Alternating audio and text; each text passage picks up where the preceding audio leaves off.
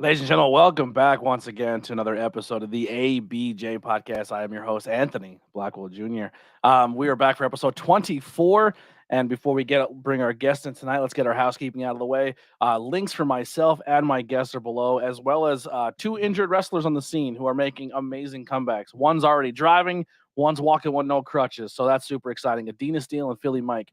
If you can do anything to support them, they have subscription services as well as pro wrestling tees that you can buy merchandise, or just reach out to them on social media and just say, "Hey, ABJ sent us. You're in our thoughts," and show some love to that independent talent. Also below, I have some links for some upcoming shows. I'll go over one of them. I'll go over a few of them real quick now, but they're all in order of when they're coming out. So next weekend will be Night of Steel.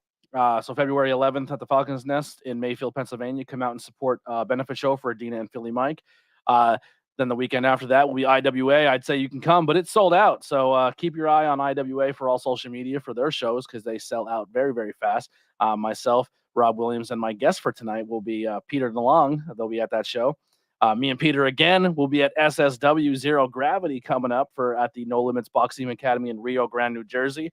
That's going to be a great time.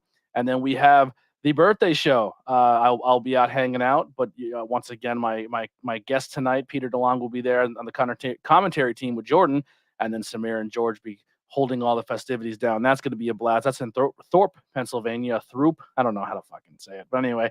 And then after that, you know, when you need a VJ and you can't find one, you find an ABJ, and that's going to be the starting of the Spring Break '93 breakdown in Philly. So come out and get your tickets for High Tension Wrestling. Very excited to be part of that brand again and doing cool things. I have no idea what I'm doing, but we'll figure it out and we'll have a good time. So without further ado, let's bring in my guest, my buddy, my mentor, my commentary papa, Peter DeLonge. You like that? What an introduction. Yo, it's finally happening, Blackwell. It's finally this podcast has happened 14 times in the front seat of two cars because the beautiful thing about us is we don't shut the fuck up. Yeah. Even when we should. Even when we definitely should, we do not. There's only one time I remember where we got in the car and we looked at each other and we're like, we're not talking. Just put music on. I'm sleeping. Actually, twice. It happened twice. It's going to happen again. Yeah. The first time was IWA, where we did 49 matches in one day. 39, but still, that's a lot. 39. 30. Yeah, you're right. I thought it was 40, but it's 39 matches in one day. And then the second time was Contest of Champions, because that was a long day. That was a marathon. Yeah. That was full 24 hours. Like, we left your house at, 3 in the morning? Yeah. And got home. I got home at like 5 in the morning. Yeah. That was a long day. You're they were the only two times we got in the car and we're like, we're not talking to each other.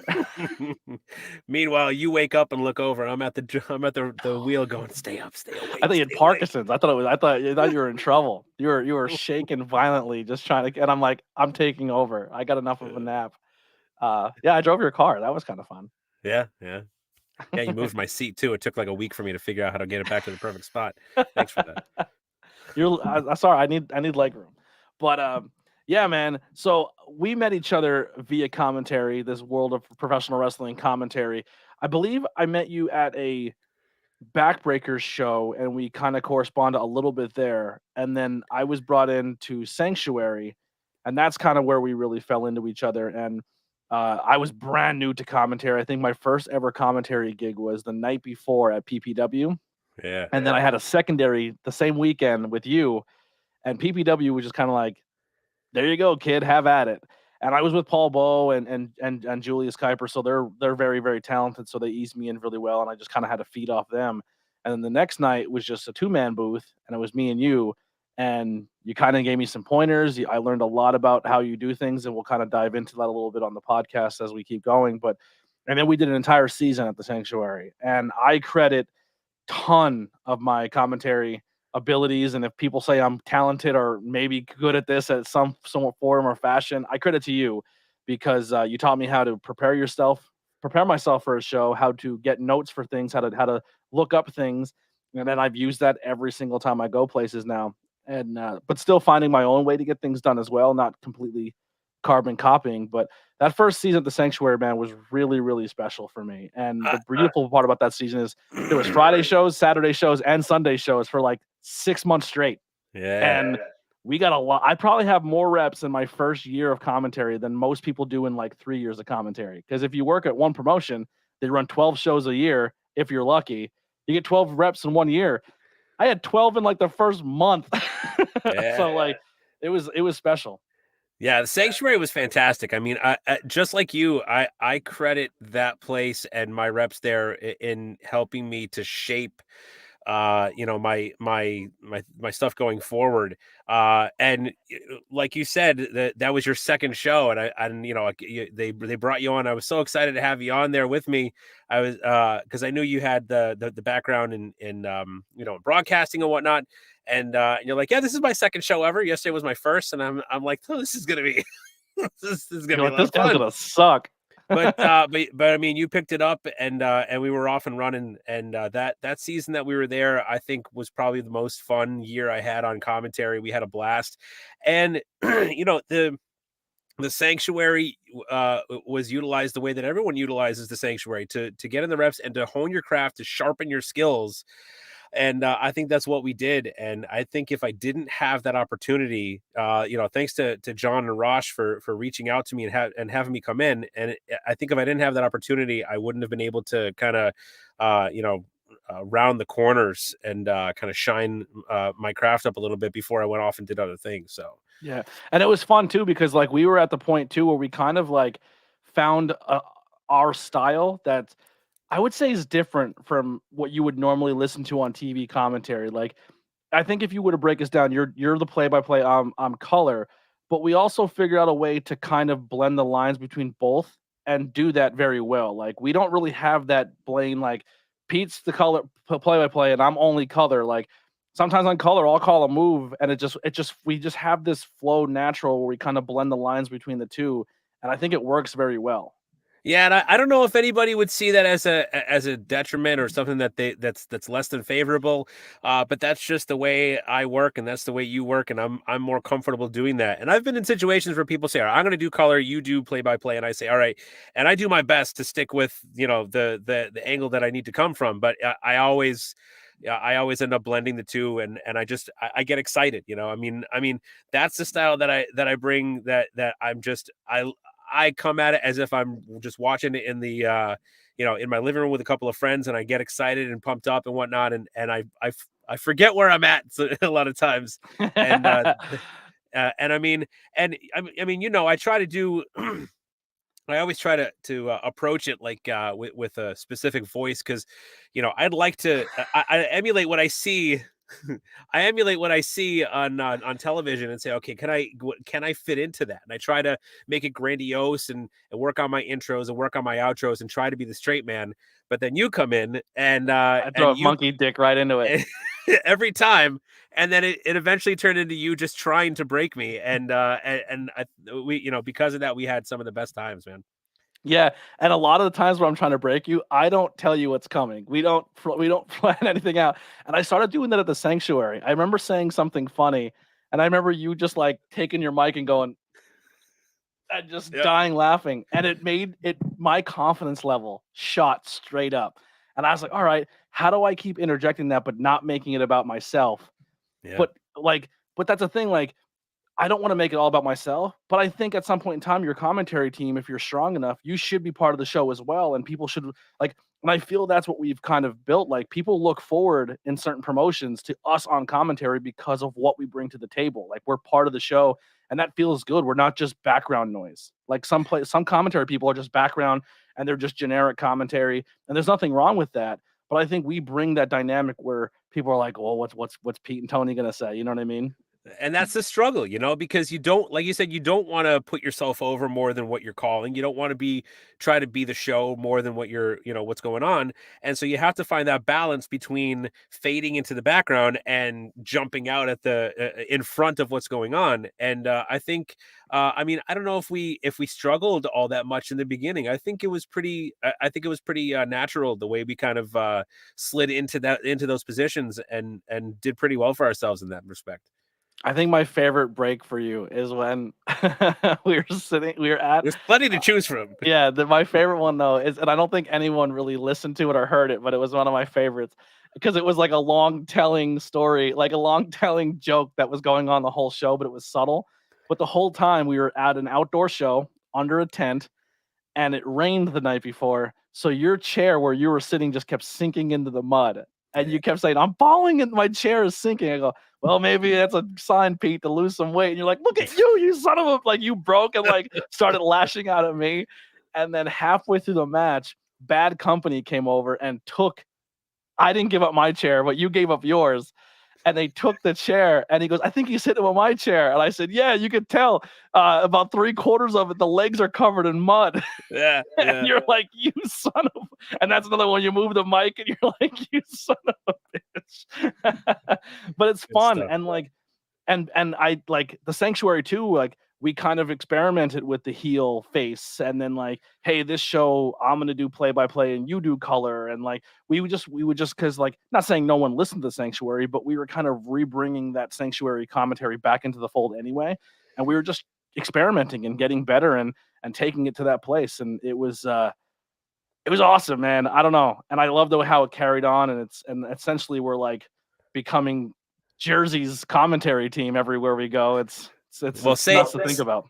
Saying all the stuff with Sanctuary, I just want to one more time, a big thanks to John Trotsky for getting us in there and allowing us to do that. Because we would go to John and say, hey, listen, what do you think about this? How do you how do you feel about us doing this? And he says, just go, just do it. I trust you guys.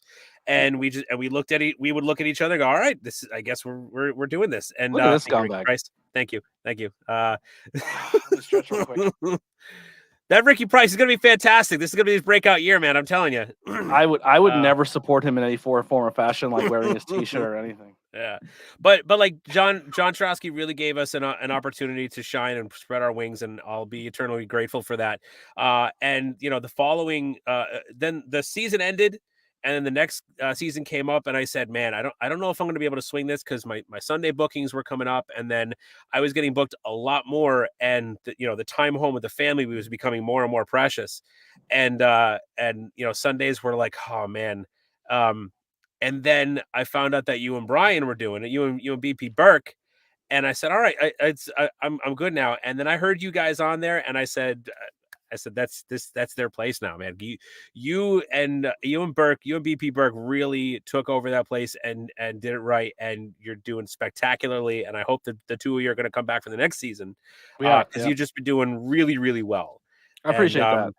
Yeah, and I just right before this, I watched Prince Ahmed just posted like a compilation video, and the end was him being crowned at the Sanctuary, and the narrative was you describing what, like, you're calling like what's going on, and Ahmed, his ancestors looking down and proud, and it was just I forgot about how good that was, and you just knocked it out of the park in that moment. It was really good.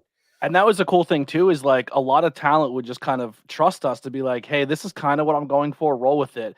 And then like Ahmed was one who really said, like, between you and Pete and Brian, like you guys are putting more into my character than I ever thought of. Like he's like, I kind of thought I was doing that with my submission game, but the way you describe it and how I pinpoint something and like using the Assassin's Creed references and stuff like that.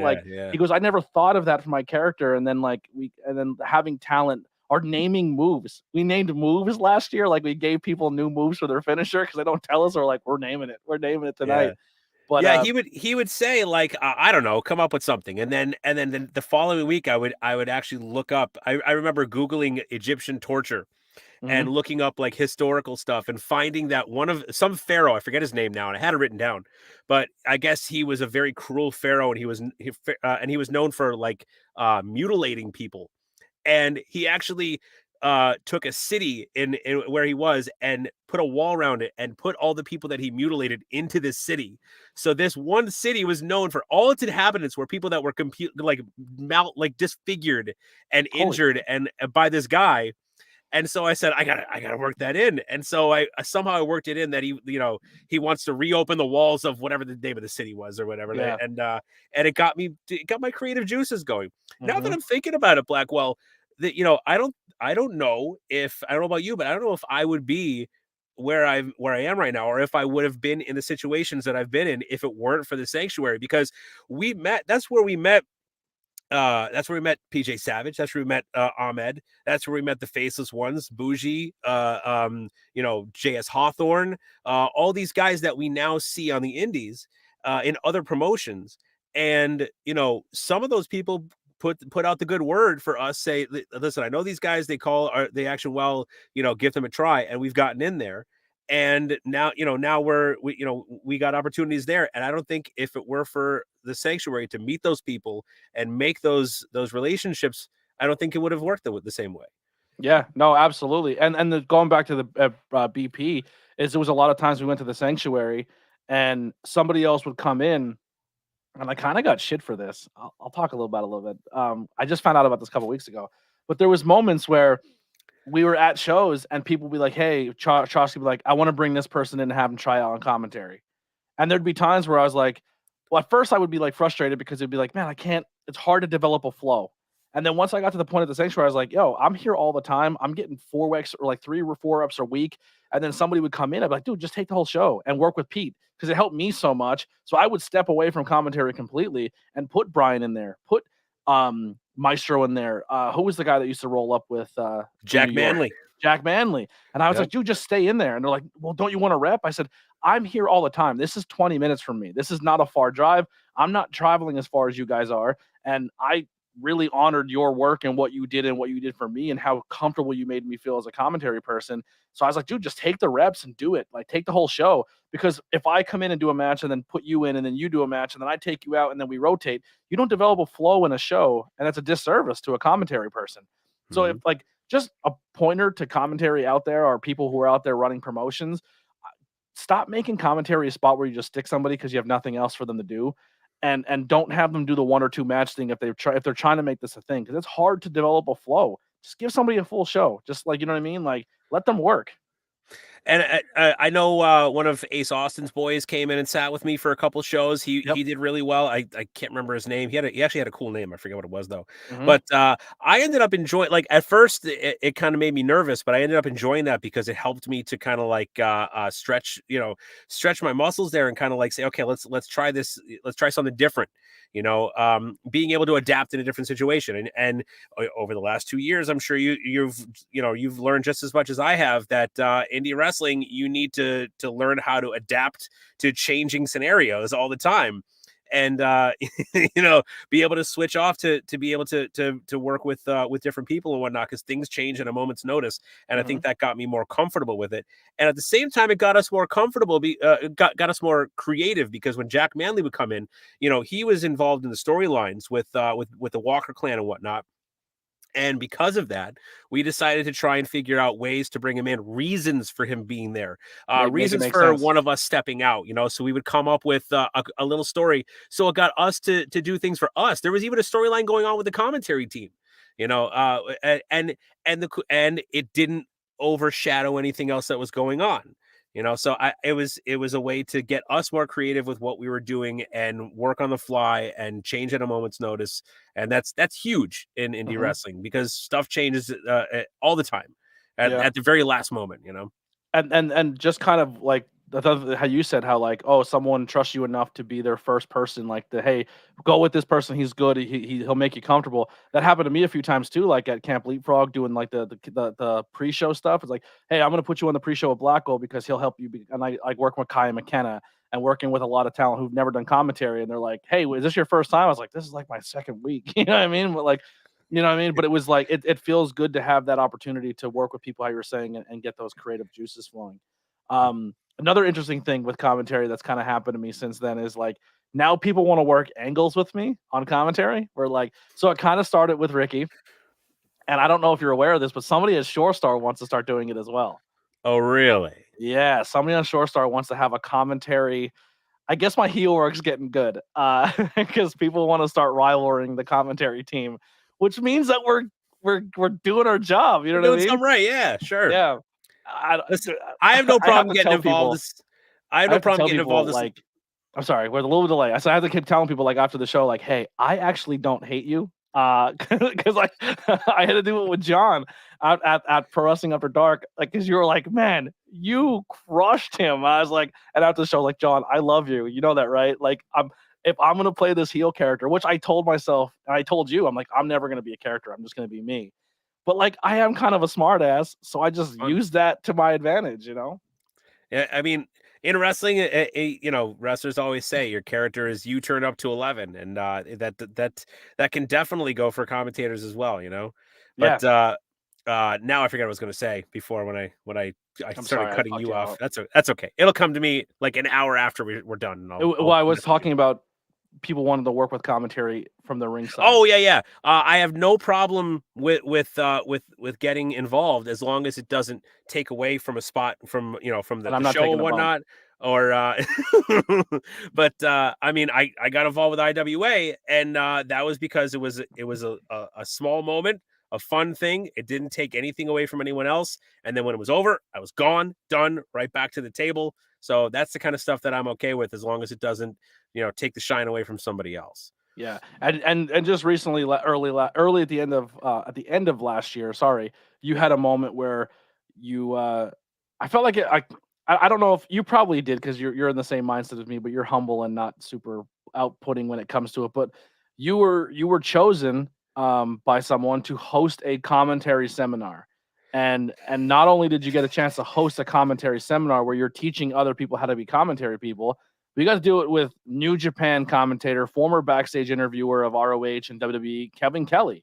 And I love Kevin. He's a hardworking guy, but I'm gonna say it here. You put your ass into that seminar, and you took the reins of it. You know, I think a lot of people were like happy that Kevin was associated with it, but you held your own there, and that seminar. And I kept telling you, man, like you bring more to the table than you think you do. Kevin's going to tell them how to be TV ready, but you're going to teach these commentators how to get ready on the independent scene. Because on TV, all the characters are set in stone. All the character work is figured out by somebody else. They're giving you books and pamphlets of everything to do. You don't get that luxury of commentary and independent scene. You got to do that yourself. Yeah. I mean, I am super uncomfortable with any level of praise. So even when Chad came to me and came with the idea, I could probably go back in my messages and find out, but it was something like, are you sure I'm qualified for this? Like, I don't think I am. And he assured me You wrote that he had seminar training me at Sanctuary.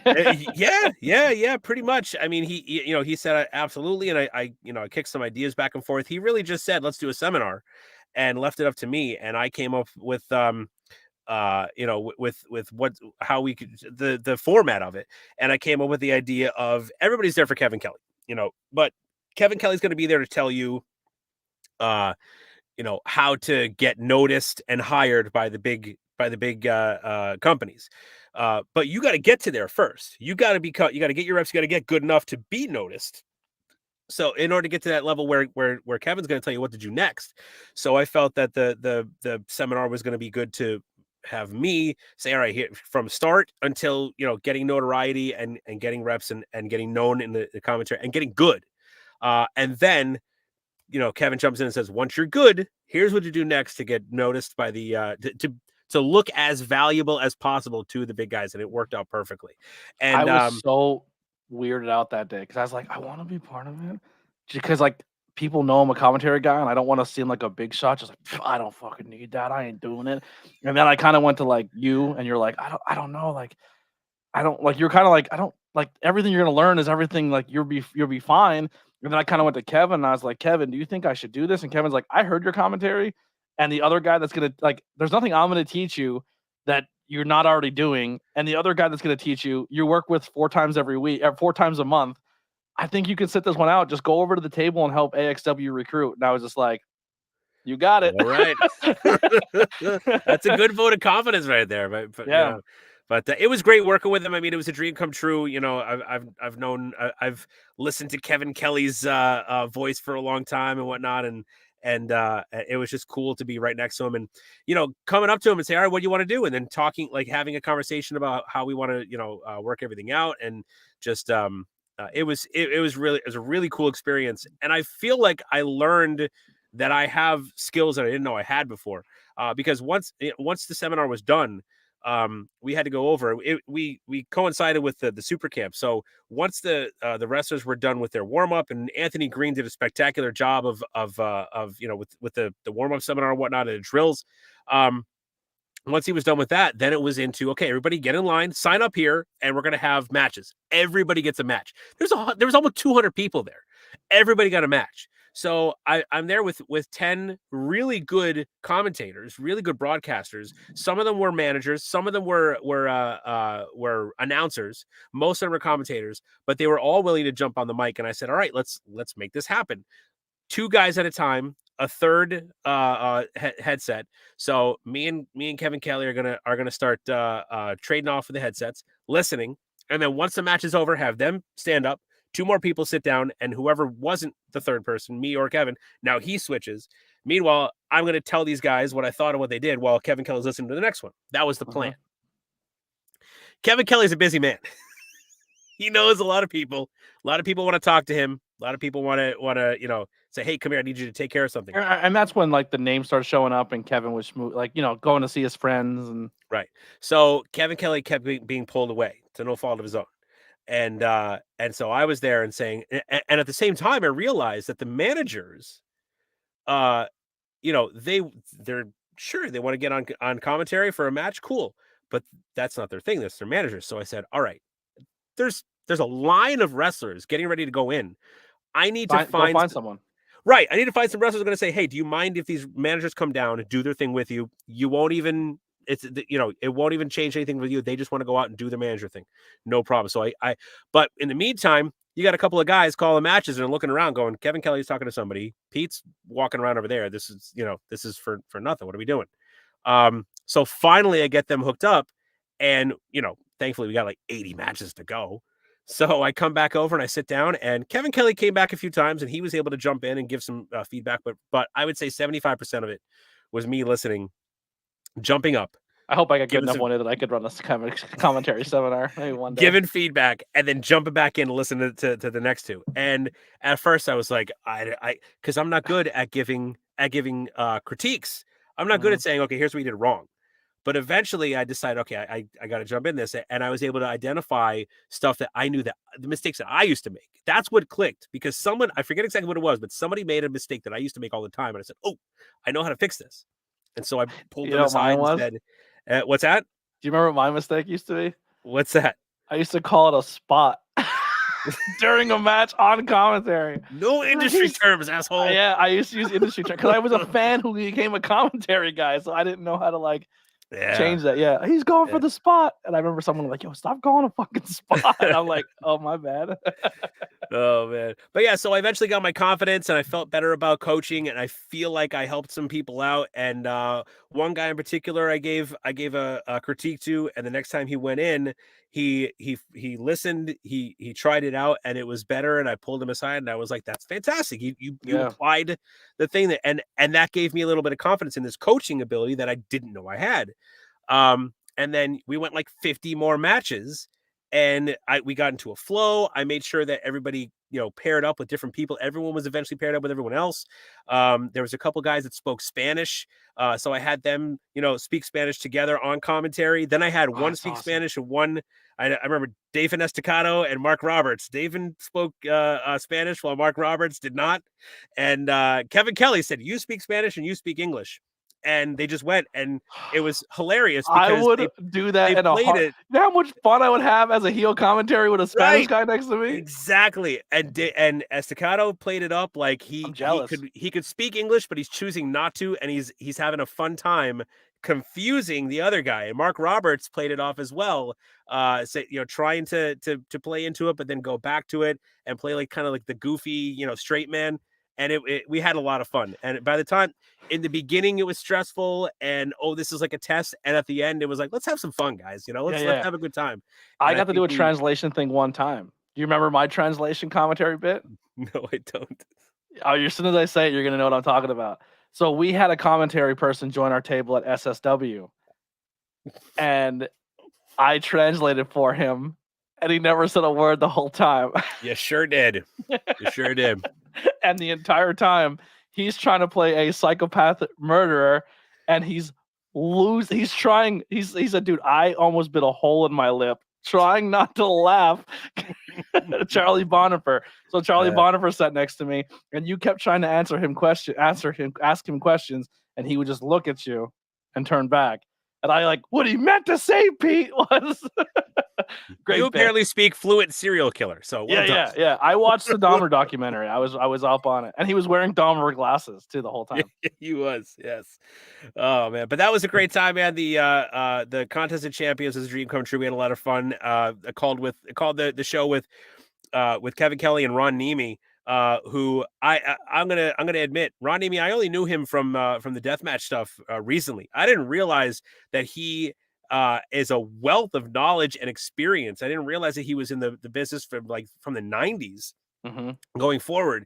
And just at certain points, he and Kevin Kelly, because apparently they worked together before in Florida, I believe they said, and the two of them were just exchanging anecdotes during the matches, and I just sat back and listened because I was learning about his wrestling history by just listening to these guys.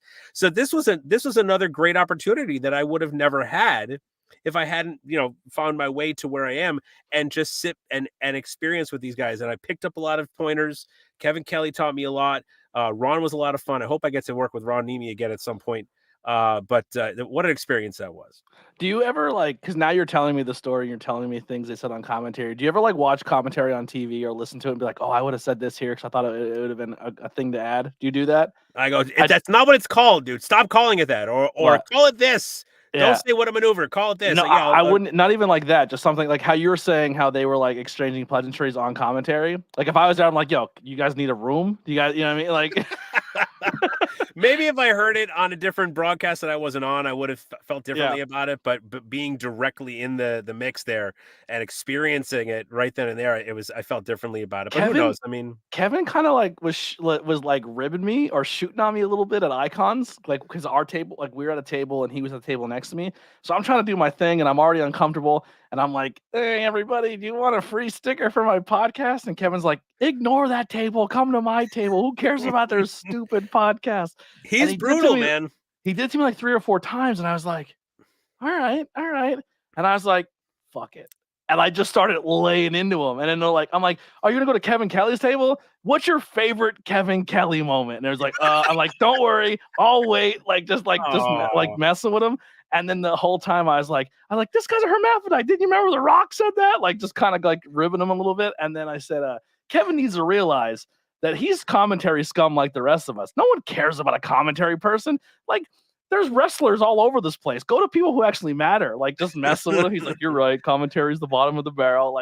So I started giving it back to him at the end. He took a picture of himself at Icons. And then I took a picture of me doing a selfie with his butt behind me. And then commented it on his Facebook wall. And he's like, you are into it. I was like, you started it.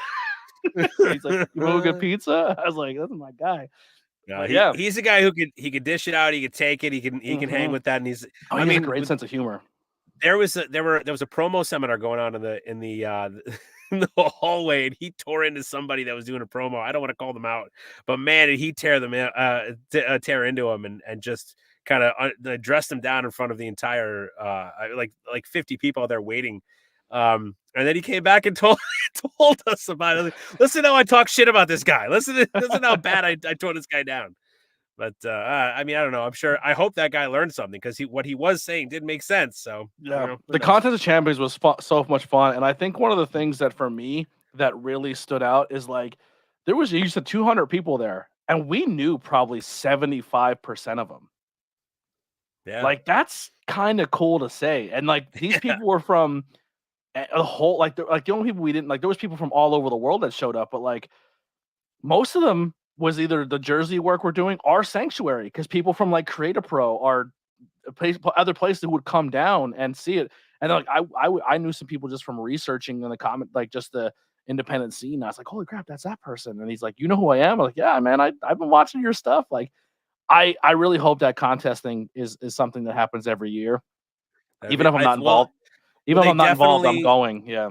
Yeah, they definitely they announced the following year, so this December it's going to happen the second time. So Yeah. But yeah, I mean, that happens every now and then. It's I always remember I think the first or second SSW show that we did, and Too Hot Steve Scott was booked, and he comes up and he goes, "Hey, I'm Steve Scott," and we were like, "Yeah, we know, we know who you are, dude." He's, "Oh, okay." Like it's just funny how like we see these people on shows and they're so confident in the ring and they do their thing so well, and then you meet them and they're like, "Yeah, you probably don't know who I am." So they're like the humility is surprising sometimes. Other people not so much. They're like, you know who they expect everyone to see them, but some people There's been times too where we go backstage and talk to a talent and they're like, I don't have a character, and we're like, oh, and we've helped people develop characters for them. Yeah, like that's happened too. Like it's kind of cool that like we kind of are heard at some point, and that goes to the promotion, like putting faith in us and saying like, hey, go to these guys. They at least know what they're talking about. But yeah, man, this past year, working with you and BP for the most part has just been an absolute blast, man. Pro Wrestling After Dark, IWA has been fun. Shore Star is an absolute blast. Love going there. I got a taste of a little bit of standalone. I haven't done a standalone show yet. I just kind of did an outdoor one, so hopefully that changes soon. But man, now you're being brought into the fold for Smash Master. Well, I just kind of I don't know what I'm doing yet, but it's not commentary. Oh, it's still you're coming into it. So I mean, yeah, honestly, like I don't know if they want a 3-man booth, but I like listening to the last 2 shows. Like last show, I got on the headset. Well, no, 2 shows now. I've gotten on the headset just to listen and help set the levels and stuff. Dude, Jordan is really coming into his own. Like, yeah, I'm gonna tell you something right now, and I know you're not gonna like to hear this, and we've said this before, but you are somewhat intimidating to do commentary with at first because you are good at what you do, and I don't mean you're intimidating by people saying like you're scary to work with, but you're good. You bring an aura and an essence about yourself that you know what the fuck you're doing, but you're also very like easy to work with. You know what I mean? You're not you make it as easy as possible for your co-host. But some people either do one or two things when they work with you. Either they fall into that comfort zone and they get better, or they panic and they let you coast and they just say the bare minimum to get by the show. You know what I mean? We've had this conversation before, and the concept is gnarly to me because I can't see myself in that way. I've heard you do commentary with other people, and some people float and some people swim. And Jordan has been a swimmer. He's what's cool about Jordan is we used to do commentary together for Backbreakers Entertainment. Mm-hmm. And he was brought in because he knew some of the people in there. He was local. So and Brad and Brad DeMeo, half of the Diamond City War Machines, who I credit as the guy who trained me in commentary. I heard Brad's amazing. I have never got to work with Brad on commentary. I heard he's really good. He's really good. He's so much fun. Again, comfortable, welcoming. When I started working for Grand Slam Wrestling, I was working as Glad Bad. I was still wrestling, and my friends ran Grand Slam Wrestling, and they realized Pete sucks as a wrestler. But let's bring he can talk a little bit. I don't know. They're right. They were right. But he can talk a little bit. So let's bring him into the commentary. And Brad brought me under his wing. And he taught me so much in such a short time. And I go back and I listen to the old Grand Slam Wrestling shows. You can go on IWTV, and I wouldn't recommend it for you can watch them on mute. But if you want to hear my old commentary, it's not good. But also you can hear how it improves over time and how Brad helps me out. Once Brad got back into the ring shortly after that, we did our first few shows for Backbreakers Entertainment when they started streaming. Then Brad got back into ring shape and got back into the ring, and Jordan jumped in. And Jordan, he knows most of the people there. He's part of the Pop Cannon podcast, the channel. He just royally rumbled, and so he's a talker already, and he did really well, but he struggled a little bit because Backbreakers had a show every 5, 6, 7 months. So he didn't get the reps in. Yeah. So towards the end, when Backbreaker started to build up a little bit, the reps got in, the improvement was there. We learned to work a lot better with each other. The chemistry got smoother, and then Smashmaster came in. Rob Williams was in for the first one. Was he in for the second one as well? I believe, yeah, second one. And then Rob, I'm not sure. I just clipped the first show, so I'm on. Okay. I'm going to start doing the second one next. Pretty sure he was in the Spoiler second alert. one, and then Robin, couldn't make the third one. Said he wasn't going to be able to make the drive, and the natural selection was Jordan, and he He's so came good. in. I'd love to work with him one time. Yeah, we took off. I mean, we hit the ground running, and it's like it's weird because I feel like he was calling stuff over during that break when there was no BBE, because all of a sudden, like, he's like, all right, yeah, we're good, and it's like he has all these reps under his belt, and I feel like we're in the groove now. Yeah, his confidence level is really high. You could tell. And that comes from knowing the product, knowing the people, knowing the stories. When you know what you're talking about, it's natural. When you go into a company for the first time, you have to do all the research on everybody there and find out what the storylines are. You're not speaking from experience. You're reading off of a card and reciting something, and that does not come from a confident place. But once you get comfortable with those stories, with those people, with the places, then it just comes off naturally, and the quality just skyrockets from there. Yeah, absolutely. I do have more questions, and we are hitting the 45-minute mark. This is probably going to go a little longer than normal. I'm a talker. Yeah. But who are some people on the independent scene that when you see them on the card, or when you're going to work at a promotion and they're a regular, who are just some talent you really like to call their matches? Oh man. All right. So we already talked about Prince Ahmed. And he's high on the list. Very high on the list. Absolutely.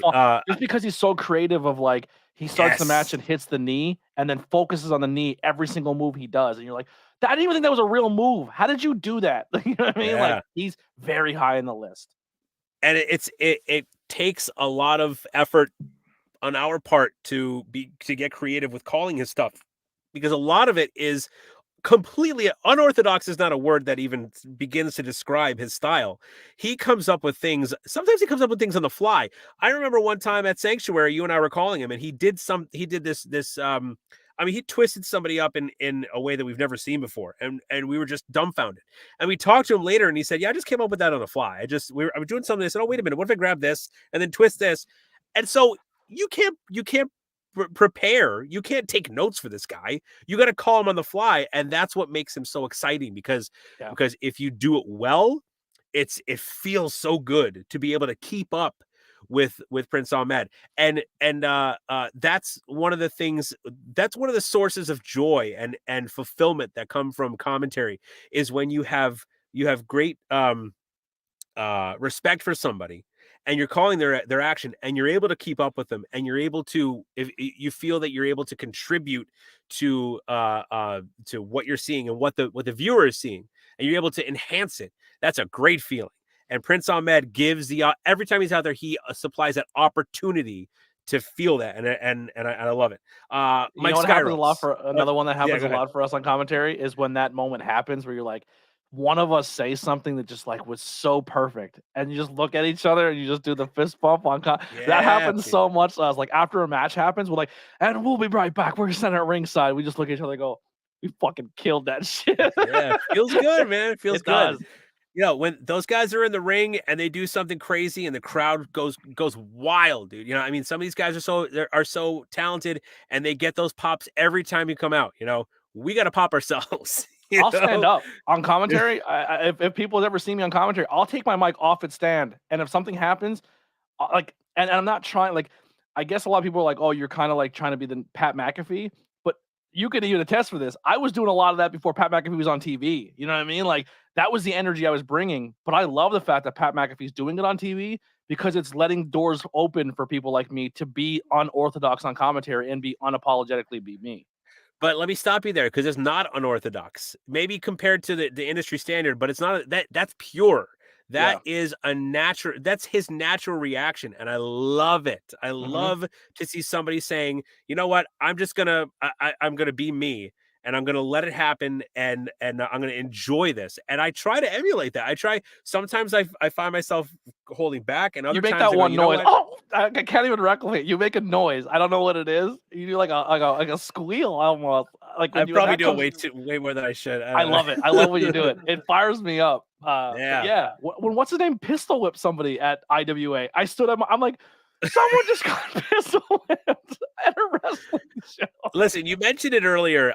Intense Wrestling Alliance in Nutley, New Jersey. That crowd is so much fun. What a fun promotion to work for. They got a show coming up February 18th. Anarchy Rules. They sell out for a reason. They sell out every time, and they started selling out when I got hired on commentary. So I don't know if that's connected. Who knows? It's total speculation. Anyway, and it's just so much fun because the crowd is so rowdy, and they get behind their favorites, and they want to murder their least favorites, and they're not shy about showing it, and it's just fantastic. I was going to break out. Yes, with Face and the one fan. I stopped calling the match. I was just staring at it. I was like, yo, something's about to happen here. Oh yeah, what you were talking about, Yayo, who is the Zero Limits champion, which is basically their hardcore title, comes down with 2 armed guards, 2 armed goons. It's this show's in New Jersey. It's like the Wild West, but they legitimately are strapped. And I shit on Jersey every chance I get on commentary, but in my heart, I want you to know I fucking love you. It's because you're crazy. Yeah. So one of the goons gets up on the apron and hits Charlie Bonifer in the back of the head with his pistol. With his no gun. One told us. So what an opportunity to have something very unique happen and us to be on the mic to call it. So that's what commentary is allowing us to Frank experience. Told me that's what secured me as a commentary judge. He was like, I didn't tell you guys that pistol whip was coming, and he purposely stood next to the commentary table for that match. And when he see me stand up and like say what I said on commentary, he was like, you're here. Like you're stuck here. You know that, right? And I was like, because I remember, I think I said, Pete, I think we're an accessory. I think we have to fill out a police report. Like someone. So good. So good. Those guys have such a good time, and through that we have such a good time. So getting back to other names. Yes, Mike Skyros. So I see him on the card. I go, yes, I get to call Mike Skyros match. You know, I was calling him in Grand Slam Wrestling when I was starting out, when he was a young boy for Brute Van Slyke, training in the Brute Dojo, and he and oh my God. Riddick. Jacoby Riddick, tagging up and just I loved watching those two grow and develop their personas and whatnot. And then they went back to New York for a long time. I didn't see them, and when he started, and I was watching what he was doing. He was doing tons of great stuff, working on his character, working on his image, which is just fantastic right now. He is an incredibly marketable personality right now.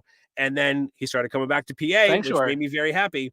And I love calling his stuff. He is. I always said that he reminded me of a young Brian Pillman, and that was before Brian Pillman Jr. started. So I had to stop calling him. I had to stop saying that he reminded me of young Brian Pillman. But that's what he's changing himself even again. Like he's going from more of that high flyer to almost like a hostile. He's putting muscle mass on, and it's changing his style as a wrestler too. Continuing the evolution of Mike Skyros. Yeah, absolutely. Yeah. And I like making Moon Knight references on commentary because he's a big Moon Knight mark, just like me. So far more than I am. But I like saying that he's channeling his inner Jake Lockley and whatnot. And I like to use the tarot cards. The cards and the cards that are reading, he's gonna do something cool tonight or something like that. Yeah. But he's another guy. And JS Hawthorne.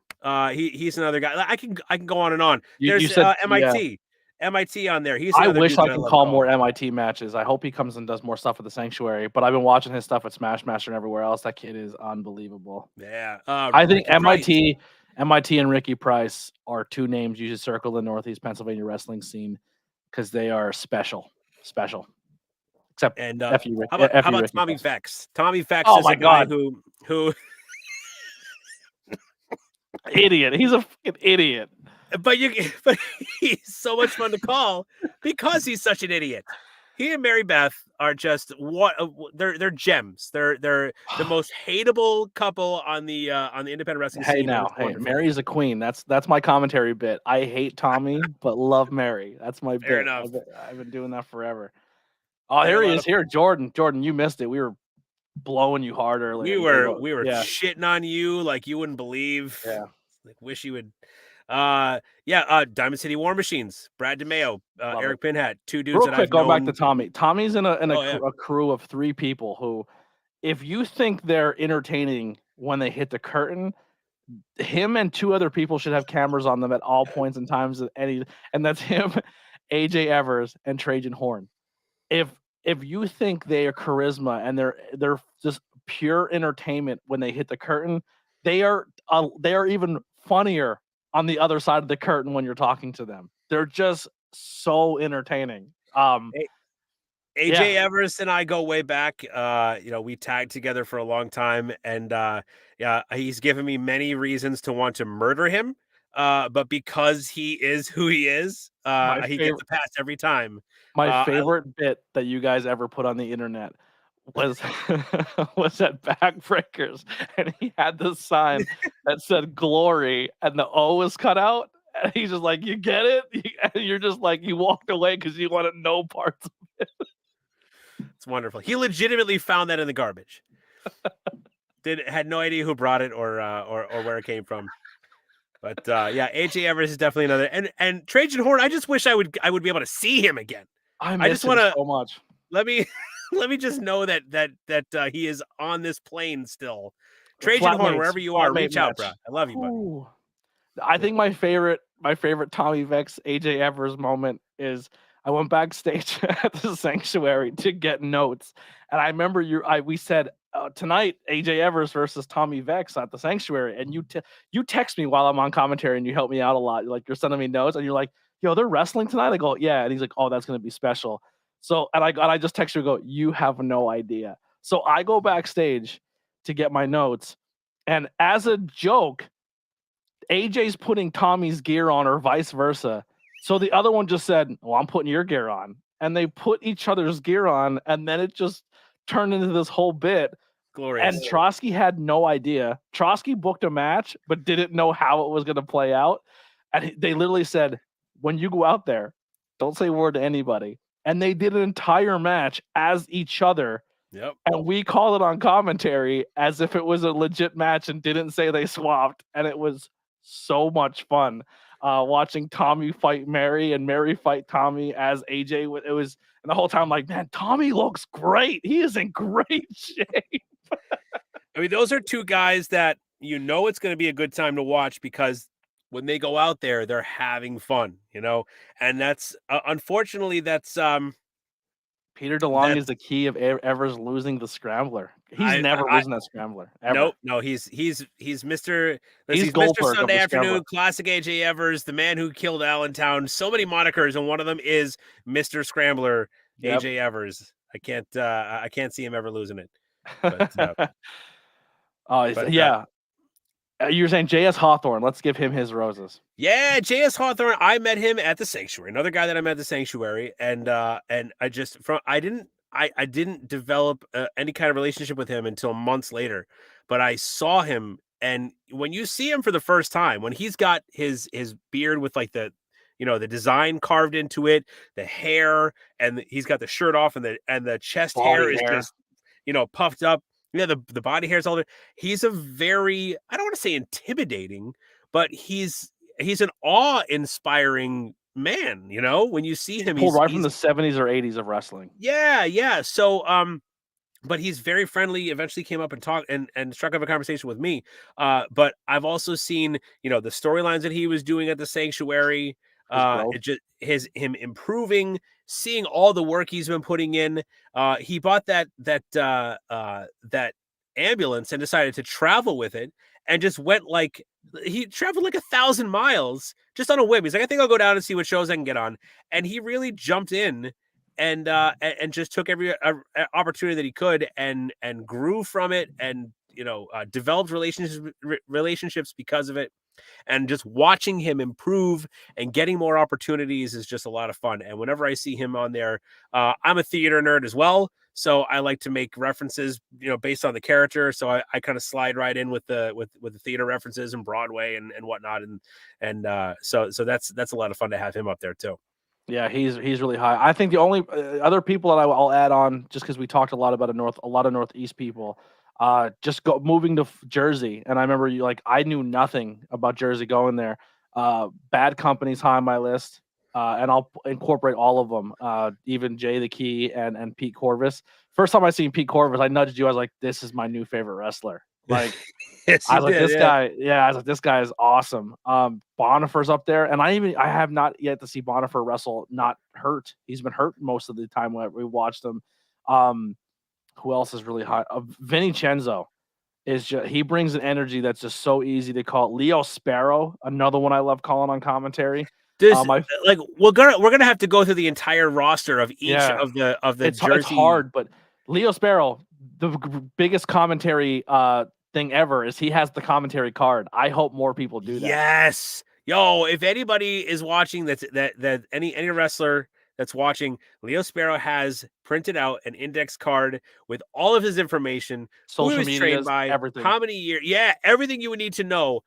Please, that makes our job so much easier because we're looking up on the internet. We're looking at sources that might not be up to date. You know, we might get the wrong information, and if you get there late or we're busy and we're not able to talk to you, we can't update that information. Over your match. Yeah, exactly. Because when we're getting notes, if we see you going over your match, we're backing off. We're waiting until you're, not busy. And Leo Sparrow, Contest of Champions. We sat down at the table, and there's a lone single index card. SSW. It said Leo Sparrow, and boom, there it was. All the information. I said, my God, this is amazing. Everybody could do that. What's that? It was SSW. Well, yes, there as well, but also Contest of Champions. Oh, he had it there as well. When I sat down with Ron Nemi, and Ron Nemi saw it and said, "Holy, well, this is brilliant." You know, my favorite part about the index card is I took a picture of it at SSW and said, "This is the greatest thing ever." And you know who retweeted it? The AEW Tag Team Champions, both of them, Bowens, and I was like, "The Acclaimed, baby!" Right behind my head is a Scissor Me hat I bought at the Hamburg. Nice. Love me some Acclaim. Yeah. So we hit the hour mark, but I'm not stopping here just yet unless you got to go. But real quick, Rhonda, I fucking miss you so much. I cannot wait to see you in high tension and in Philadelphia. That means a lot. But anyway, let's talk about Gladbad real quick. Let's bring up Gladbad. You want? I don't know why, but okay. I love it. So you were a wrestler at one point in time, and you went by the moniker Gladbad, and you were part of a stable. And that stable, I wish and I hope gets more airtime on TV, because anytime they are giving a mic or given a platform or given an angle, they are so goddamn entertaining. I think the Mike has been doing commentary for like AEW Dark and Dark Elevation or whatever. I've been seeing photos of him doing, and he's so the gum chewing. The gum chewing in the eyes. Oh my God, he's so good. An untapped resource. Like right now, they're just starting to tap into the little teeny tiny corner of it. He is an incredible talent. They're both incredibly talented, but Daddy Magic is just the way he can talk is incredibly unique, and I hope they give him more of an opportunity. The promo after the cage match, when he was all bloodied, and talking about why he did, what he did, and talking about his daughter and how he missed his time with his family, but it's okay because he's there for Jericho. One of the all-time, and this is covering a lot of ground. I understand it. It's probably people are going to say, one of the all-time greatest promos ever. That's coming from me. I'm biased. I love the man. One of the greatest.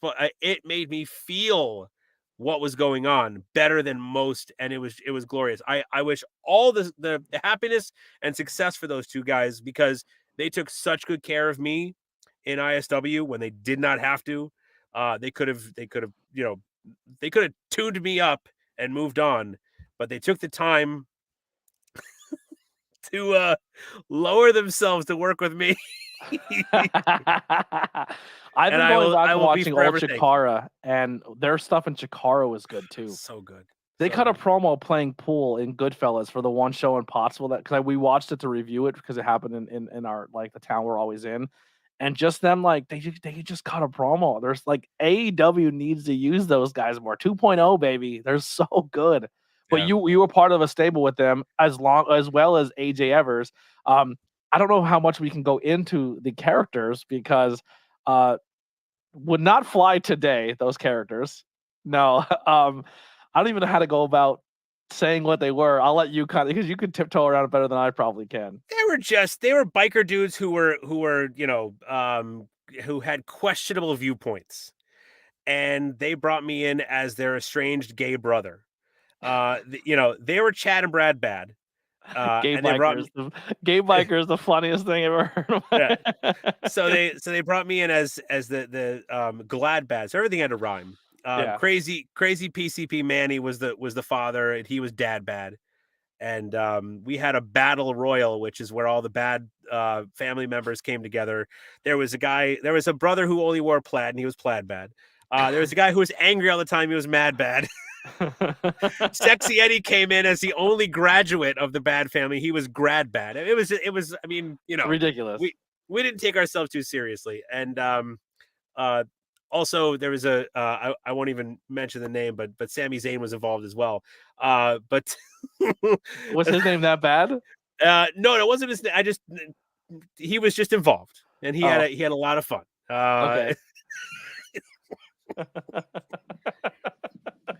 But he was great as well. But nobody took ourselves too seriously. But that's what interspecies wrestling was. And now I'll start plugging ISW, because we do have a show coming up April 15th, Magnum Opus.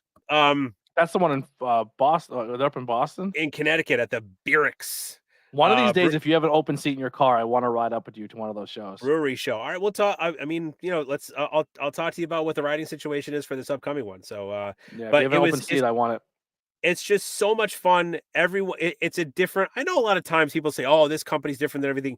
It's so strange, because this company, Interspecies Wrestling, was like the quiet proving ground for guys like Kevin Steen and Sami Zayn. Sexy Eddie was in there. I mean, a lot of names. Player Uno, Stu Grayson. A lot of guys that you see that are on TV right now came through ISW a lot, and they still have ties to back there. But Interspecies Wrestling became this place where you can go and have fun and party. There were a lot of guys who had serious gimmicks on the indies, but they would come to ISW, throw a mask on, and do something silly, such as the Bad Boys. And I mean, there was El Hijo del Bamboo, which was a panda. And if I told you who was under the mask, you wouldn't believe me in a million years. It was just guys and girls that just wanted to go and have fun and enjoy themselves. And it was just an absolute party. And now that Mike Roch, the proprietor of ISW, is starting to regularly book shows again, I couldn't be happier. Yeah, everything about that promotion you ever told me, it just sounds like an absolute blast. So real quick, you threw some names out there. I know nothing's real quick. We're taking a whole long time on everything. I know, but there's two stories that you definitely want to talk about that I want to get in there. So why don't you tell me about, you said Sexy Eddie, and you said you had an interesting story of Sexy Eddie at a karaoke bar.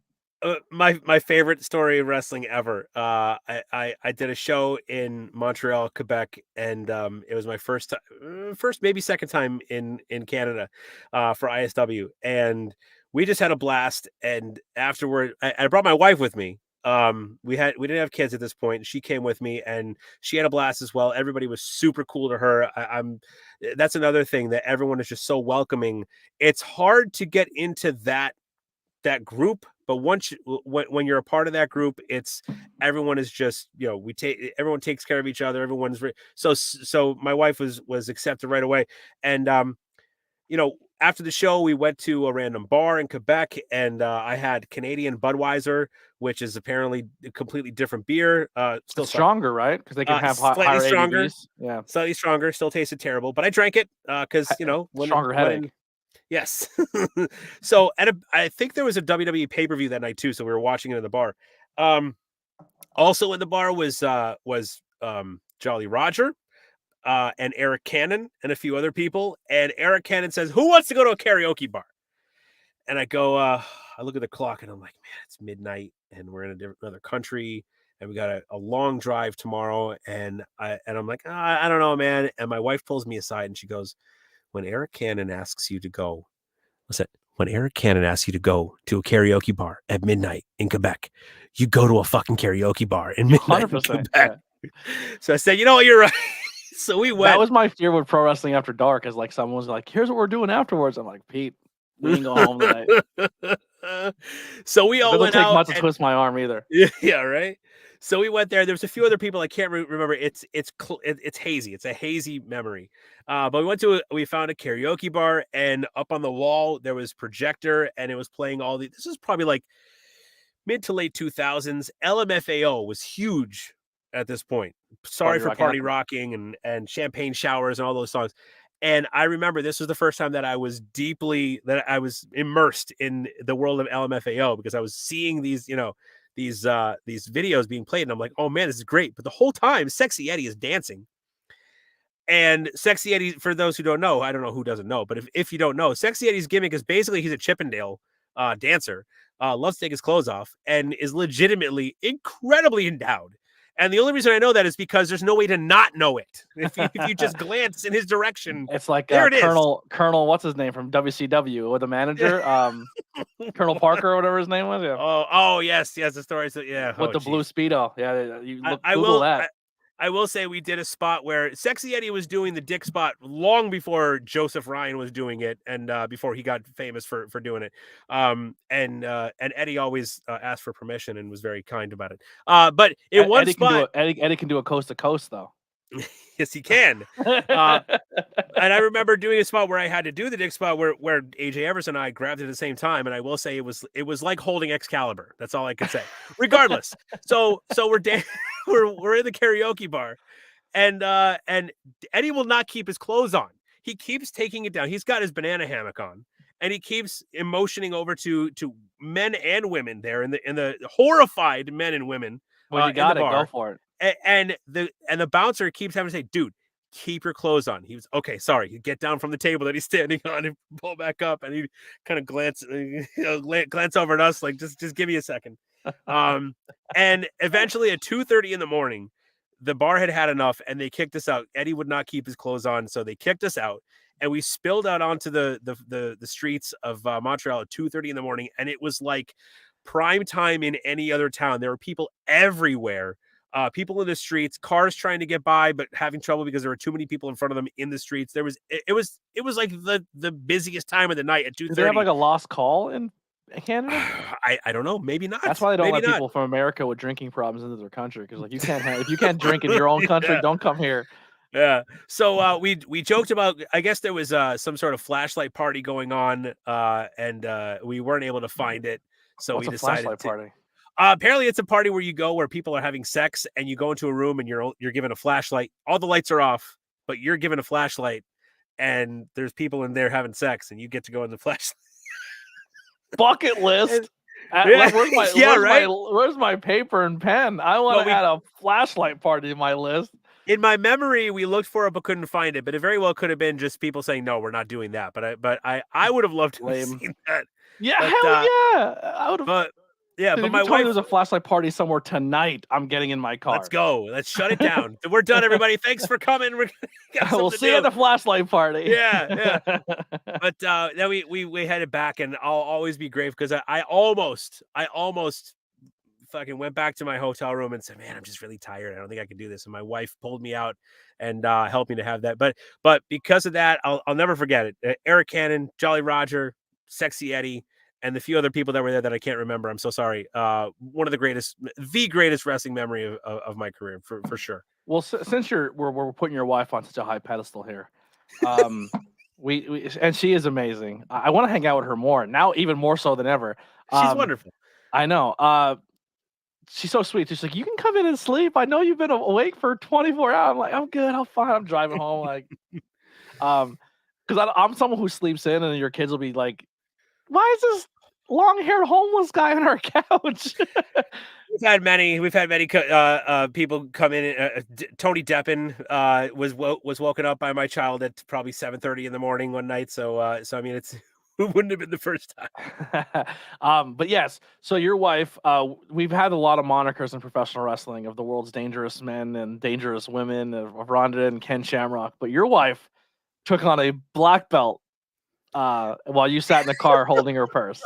Let's talk about that. I wouldn't say a black belt, but it was a Navy SEAL. You and 12 of his friends. Yeah. You know how Shawn Michaels got beat up? Pete's wife beat up an entire platoon while P sat in the car holding her purse.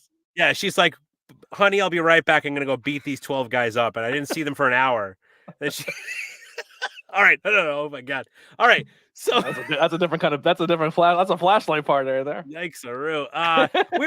We're at a bar, but listen, my wife is a firecracker. All right. We when we were dating in high school, there was another girl that I was bouncing back and forth in between, and I ended up, staying with my wife. But that ex-girlfriend ended up being at the same concert as us, and neither of them knew each other. But someone else pointed her out to her, and she found her in the pit and leveled her. And from then I knew it was just, come on. But we were at a bar, and a friend of mine was very, very drunk and got himself into a fight. And this man started making very extreme claims, like he had just gone to jail for embezzlement, and he's a Hell's Angel, and all these ridiculous claims. And at the time, I was working for a beer distributor that distributed to that bar, so I had to be on my best behavior. So we took my friend out to try and get him home. After he left, this guy came back out and started fighting with us, and he decided to tell us that he was a karate master. And at that point, we all realized that he was, it was just a matter of time before he was going to fall flat on his face. So I had my keys in my hand. I said, listen, buddy, let's just get back. And he pushed me, and my hand went down, and I dropped my keys. And when I went down, as I'm picking up my keys, I hear you, don't you fucking touch him.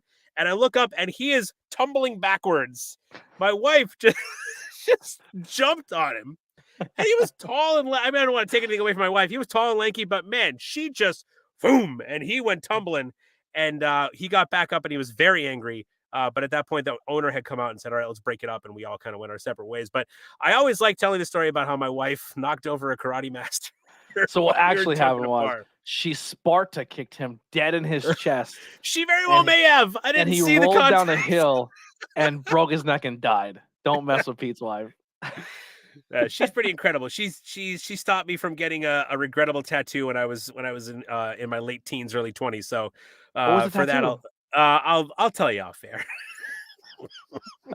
This seems like on-air story right here. She was down to go to a karaoke bar, drunk in Canada, and then a flashlight party, and then beat up a karate master. I would have let you get the tattoo unless it was that bad. Listen. To this day, I still love the Insane Clown Posse. All right. I like listening to Great Malenko every now and then, but I was going to get a very large back. Butt. Yeah. I was going to get a very large back tattoo of the Joker's cards, and she talked me out of it. Good call. She came to college. When I went to college, she came to my dorm room, got me high, and played me Abbey Road, and the rest was history. And from then on, I said, "This is the one for me. I owe her eternally." Can we add something to our bucket list? What's that? I want to do commentary with you at a Juggalo festival. Listen, I would love it. Love it. All right. Every time I see God, what's the Juggalo Fest called? What is it? We're not getting booked if we don't know the name of it. The Gathering of the Juggalos. Thank you. Gathering of the Juggalos. I would love to just be every time I see footage, I'm like, I would love to be there. Those people look like a lot of fun. Dude, I go to a place, I'm like, oh, they're going to do weird things over here? I want to go. I need a story to tell. Everyone looks at me and goes, dude, how do you have so many stories? And I say, because I put myself in situations to become in those stories. If you would have heard the story I just told Pete before this podcast aired, you would shit your pants. Listen, I've seen the Insane Clown Posse more than once. I've painted my face a bunch of times. I saw them at Woodstock. And at Woodstock, there were people that were painting their face. There was no running water at Woodstock, all right? And people were painting their face. I like ICP, not as much as those people. Right? Yeah. But I would love to, I would love to go and take part in that. So besides that, what are some other places, we'll close with this, speaking things into existence, what are some other promotions you would like to work for, dip your toe into, even if it's just a one-off, just go in there and work with certain people or a certain promotion? Gosh, I mean, the obvious ones are there. I mean, I would love to work for GCW. I would love to work for MLW. I tried GCW. I tried so hard. I showed up at every. I almost showed up at every single one, but my car broke down, and I kind of think that maybe he thinks I gave up because I went 3 times and he kind of like didn't give me a shot 3 times. But then the 4th time, like my car broke down, but I showed up at every settlement series. I tried my best to say if it was the settlement series match, I tried. I don't know. I think maybe it's more like he has people coming up to him at every moment of every day saying, "Hey, can I get on that show?" And anyone who shows the slightest bit of interest in getting on the show, he immediately just shuts down, probably because of PTSD, of just being harassed at all times. I think he was tested because I was the only one there who asked, and people were putting me over of like, please tell me my computer just didn't freeze. I see you. You're good. My screen's black. Can you still hear me? Yeah, I can hear you. I can see you. You're handsome as ever. I don't know what's happening. I'm just gonna keep talking, but yeah. Okay. So the first show, unless it shuts down, then I have no idea what's happening. Just text me then, because my screen's completely black right now. It's your computer saying, "Yo, this has gone more than an hour. What's going on?" Probably, yeah. My biggest fear is that it just corrupts and I lose this whole interview. I'll cry. Yeah. So I went and I just kept, and people were putting me over. And then the one show, he moved commentary down to the floor, and he went on commentary and he just kept looking over at me, like watching him do commentary, like he was cucking me. And I was just doing, and I still just became that fan and had a good time, like. No, I totally get that. He had he has people all the time asking stuff like that. So, dude, I think it's frozen. I think I'm fucked. Well, I see you and I hear you just fine. And the clock counter is fine. I think your screen just crapped out, dude. I think you just can't see. No, it's frozen. It's completely frozen. I don't know how to end the interview. Now you're frozen. Now you're frozen on the audio. Folks, thank you so much for joining us on the ABJ podcast. My name is Pete. Oh, wait, you're back. You're back.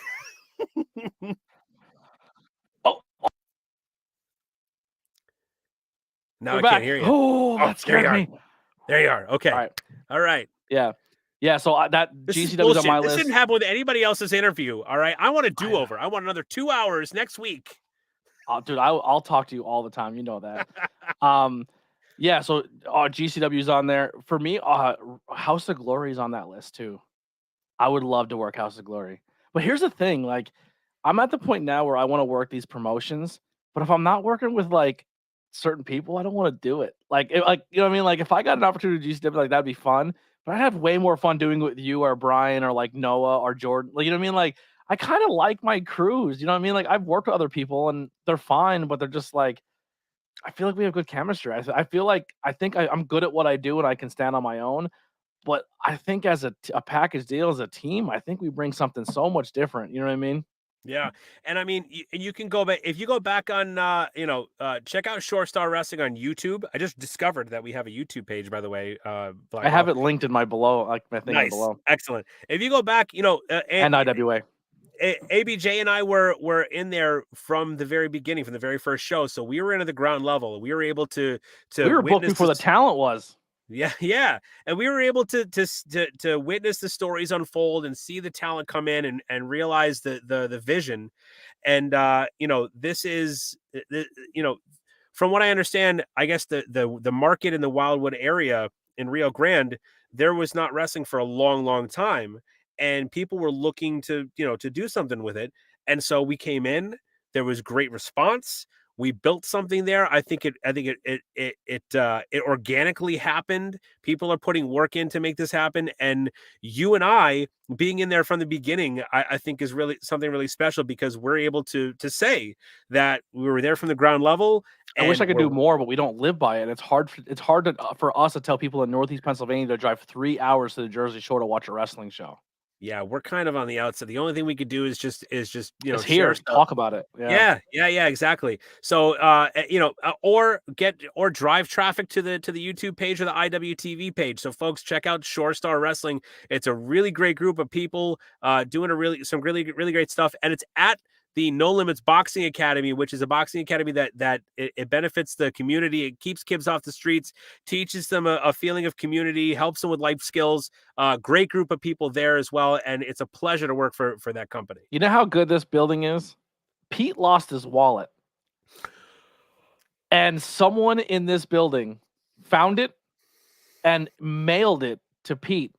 And everything was still inside of it. Every single dollar. I was devastated. He thought everything in the wallet. When we drove an hour away until when I realized that I lost it. So there's no going back. And the thing is, he thought he lost it, but we stopped at like 4 gas stations to try to find a bathroom. So it was in and out of the car, and we didn't know if he dropped it between there and it was a nightmare. But somebody at the No Limits Academy in Rio Grande found this wallet and mailed it back to him, and Some it was sweet angel. yeah. Everything intact. And I hope we find who that person was at the next show. What I if it was hope a hot so. mom? I actually have. I've been procrastinating, so I haven't done it. But I have a package. I have a care package going off to that person because I have their return address. They didn't put their name on the return address, but I do have their return address, so I'm going to be sending something them to as a thank you. But yeah, Jersey's cool, man. You know, Jersey's tough to get to. Jersey's got drama. I can't wait for Shore Star to do it during the peak season of the Jersey Shore hours, where like we can get outside tourists to do it, and possibly hint, maybe there's a show that might be happening on the boardwalk. Yeah, that would be fantastic. Fingers crossed, man. You know, one of those, like you said before, one of those bucket list things. Yeah, I did. My only because you and Jordan couldn't make it the show, I did commentary in a grocery store parking lot for at the last Backbreaker show, the last one. and well, and Jordan can make it. They just didn't call him. Yeah, that would have been a cool opportunity to do me, Jordan, and Brian. But and we drank, like me and Charles Dorian brought beers out for me and Brian, so we got to drink during commentary in a grocery store parking lot with cops around, and it was awesome. Fantastic. Drinking and commentary is really fun. I don't recommend it for everybody, but if you can handle your booze, it's a great time. One of the reasons that interspecies wrestling is fun, especially at having it in breweries, and you know, when a promotion allows you to just have maybe one, maybe two as you're drinking or as you're calling, that's a lot of fun too. You know. Yeah. Pro Wrestling After Dark. We drank a couple there. Well, another promotion I worked for that they don't book me anymore. We had a couple beers at that show. You know, $40 is a lot of money. But anyway, we'll close out there. Pete, thank you so much for everything, brother. I know we had other topics we want to talk about, but this is not over. I'm gonna have you on again, and we're gonna do stuff. I do have other content coming where we're gonna do like movie reviews and music reviews, and that's another thing we talk about a lot is music. You've turned me on to a lot of cool bands and a lot of cool things. Man, what a blast! I love you to death, man. When anyone tells me that they enjoy my commentary, I literally say I'm shit without Pete DeLonge. Like you, dude, you made me who I am as a commentary person. You helped me become who I am, but also honed in on letting me become who I want to be on commentary and making that good instead of like everyone wants to be the next. Every ring announcer wants to be the next Howard Finkel. Every commentary guy wants to be the next insert name here. But you know a way to help people focus on what they want to be and make them good in that aspect. And you're fucking talented, and I know you don't like to get that praise, but you're the GOAT, man.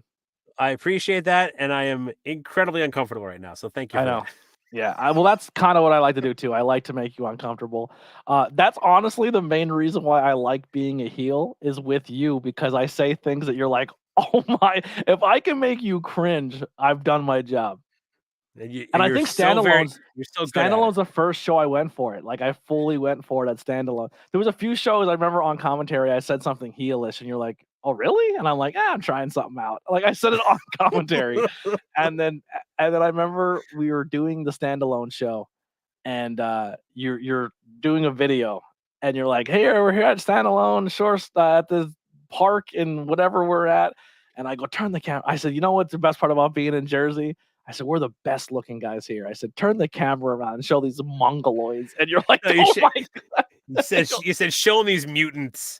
Oh, these mutants. That's what I said, mutants. I don't remember what I said. But yeah, mutants. And you're just like, "Oh," and you turn the camera and you're like, "I'm sorry, honey, if I die." And I was like, "Yo, we're on to something." Like we were good before. Yeah. And I was like, I think if I can figure this heel thing out. And then we've been off to the races, man.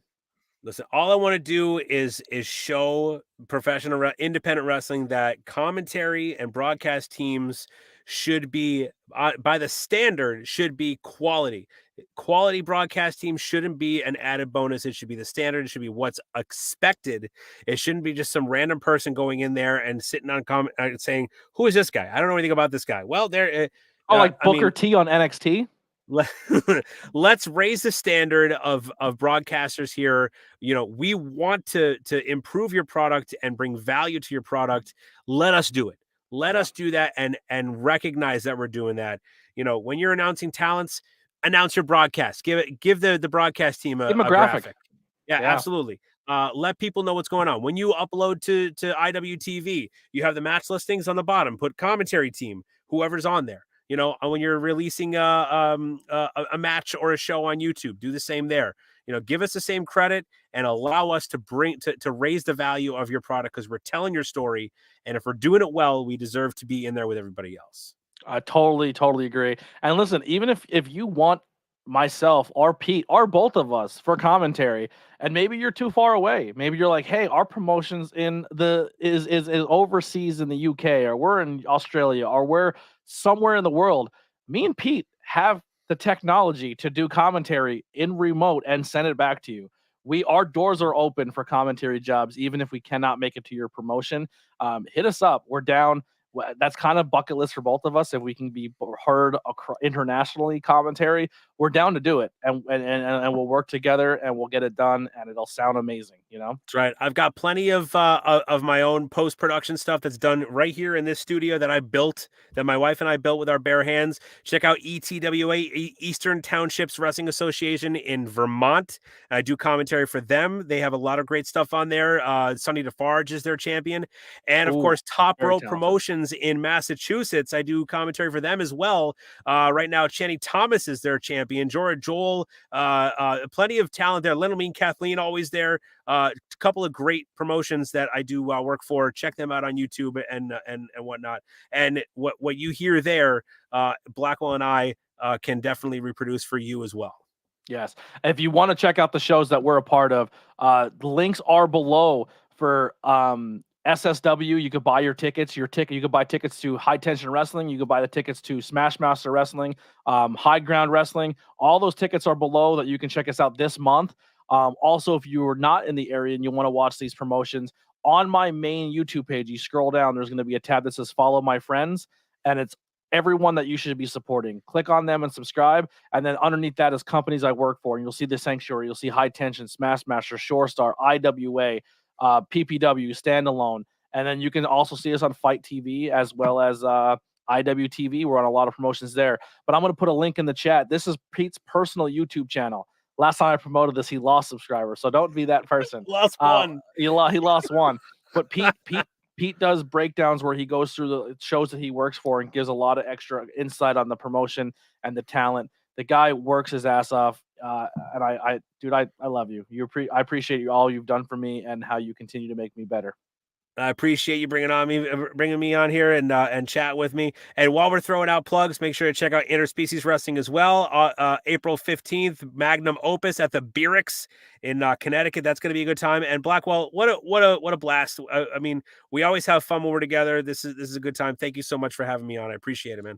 Yeah, we're going to be driving around a lot in Jersey the next couple weekends, and I think almost every Saturday from now to the end of the month we'll probably be with each other in some form or fashion.